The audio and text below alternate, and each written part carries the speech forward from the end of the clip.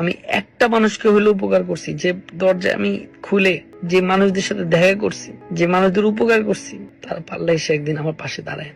আলোচিত content creator তৌহিদ আফ্রিদিকে ঘিরে নতুন চাঞ্চল্য।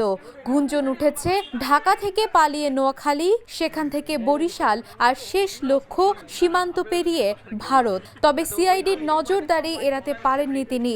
রোববার রাতে বরিশালের বাংলা বাজারের এক বাড়ি থেকে বিশেষ অভিযানে তাকে গ্রেফতার করা হয়।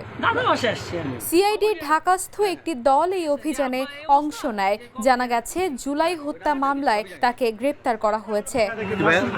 তবে গ্রেপ্তারের পর আফ্রিদি দাবি করেন তিনি দাদার কবর জিয়ারত করতে গিয়েছিলেন চাচার বাসায়। পালানোর অভিযোগ উড়িয়ে দিয়ে তিনি বলেন, আমি পালাবো না, কোরআনের কসম, আমি উমরা করে এসেছি, আমি কেমন ছিলে তা সবাই জানে। কিন্তু এইসব কথায় ছিঁড়ে ভেজেনি। রাতেই তাকে ঢাকায় নিয়ে আসা হয়।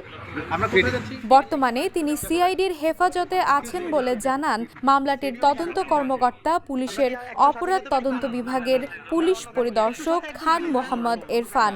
আলোচিত এই কন্টেন্ট ক্রিয়েটরকে 7 দিনের রিমান্ডে নেয়ার আবেদন করা হয়েছে। মেহরুন্নেসা তন্নি, দ্য নিউজ ডেস্ক।